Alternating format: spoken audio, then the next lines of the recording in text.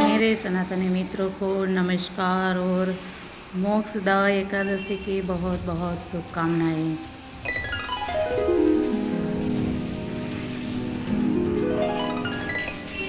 मार्गशीर्ष माह में शुक्ल पक्ष की एकादशी को मोक्षदा एकादशी कहा जाता है और ये इस साल एकादशी आज यानी कि 22 दिसंबर को है। शास्त्रों के अनुसार मान्यता है कि जो व्यक्ति मोक्षदा एकादशी का व्रत करता है उसे मोक्ष की प्राप्ति होती है और यहाँ तक कि अपने पितरों के मोक्ष के लिए भी यह एकादशी करी जाती है।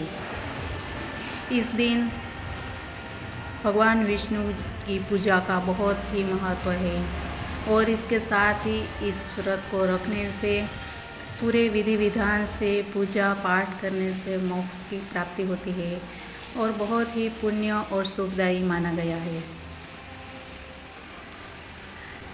इस दिन यानी कि 22 दिसंबर को शुक्रवार को यह एकादशी सुबह 8:16 से शुरू होकर 23 दिसंबर 2023 को और शनिवार को 7:12 रहेगी। तो इस दिन जितना भी हो सकता है उतना आप अपने मोक्ष के लिए, पुण्य प्राप्ति के लिए आप प्रयत्न कर सकते हैं।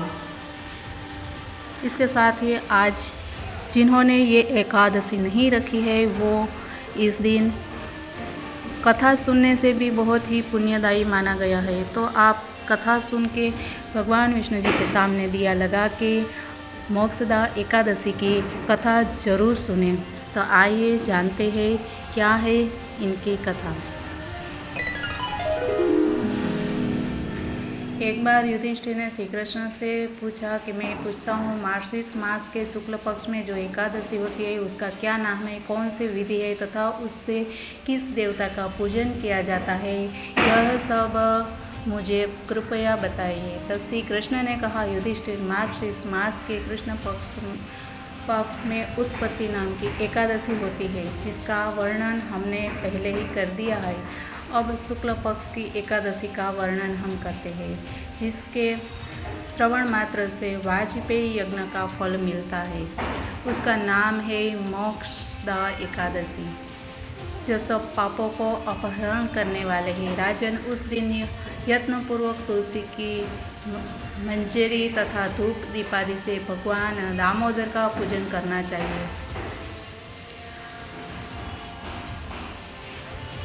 इसको मोक्षा एकादशी भी कहा जाता है। यह बड़े पातकों को नाश करने वाली है। इस दिन रात्रि में मेरी प्रसन्नता के लिए नृत्य, गीत और स्तुति के द्वारा जागरण करना चाहिए। जिसके पितर पापवश नीच योनि में पड़े हो वे इसका पुण्य दान करने से मोक्ष को प्राप्त होते हैं, इसमें तनिक भी संदेह नहीं है। ऐसा कहकर फिर श्री कृष्ण भगवान एक कथा सुनाते हैं। वो है पूर्व काल की बात है। वैष्णवों से विभूषित परम रमणीय चंपक नामक नगर में वैखानस नामक राजा रहते थे। वे अपनी प्रजा का पुत्र की भांति पालन करते थे। इस प्रकार राज्य करते हुए राजा ने एक दिन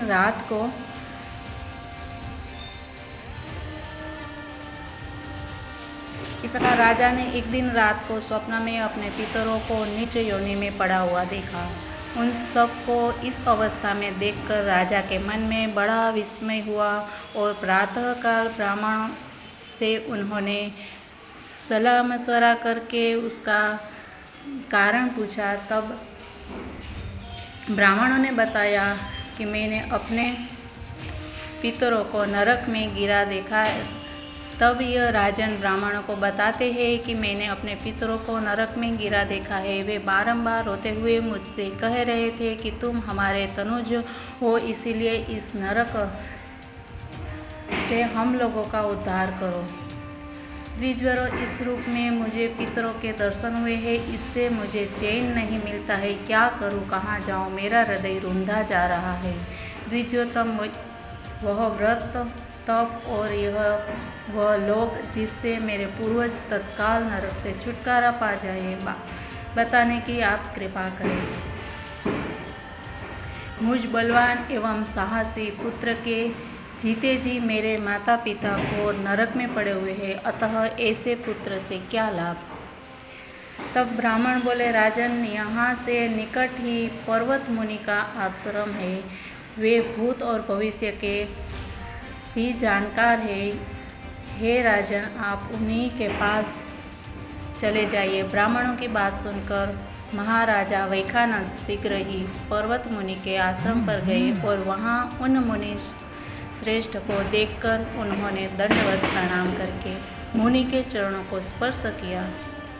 आगे राजन बोले कि स्वामीन, आपकी कृपा से मेरे राज्य में सब कुशल है, किंतु मैंने स्वप्न में देखा है कि मेरे पितर नरक में पड़े हैं। अतः बताइए कि किस पुण्य के प्रभाव से उनका वहाँ से छुटकारा होगा।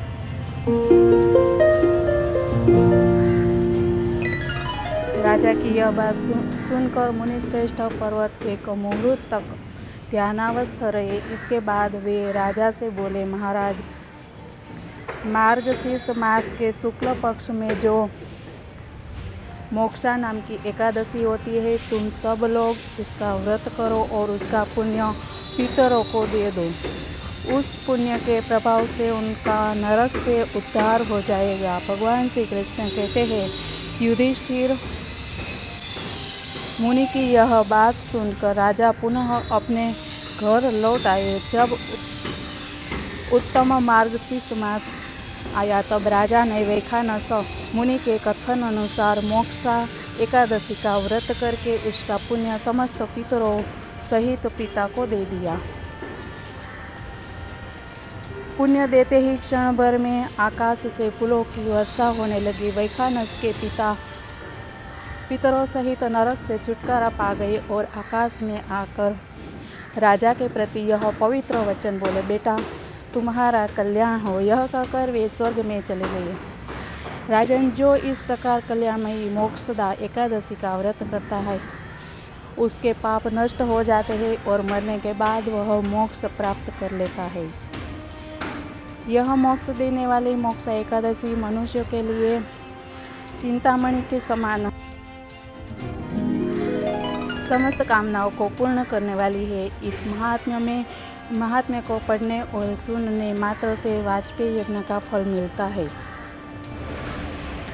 तो इस प्रकार लोग यह उपवास नहीं कर पाए, वो लोग इस कथा को पढ़ के, इसका महात्म्य को सुन के भी आप पुण्य कमा सकते हैं। तो आज के लिए इतना ही बस। फिर अगले वीडियो में मिलते हैं कुछ नई बातों के साथ। तब तक के लिए जय हिंद, वंदे मातरम, भारत माता की जय।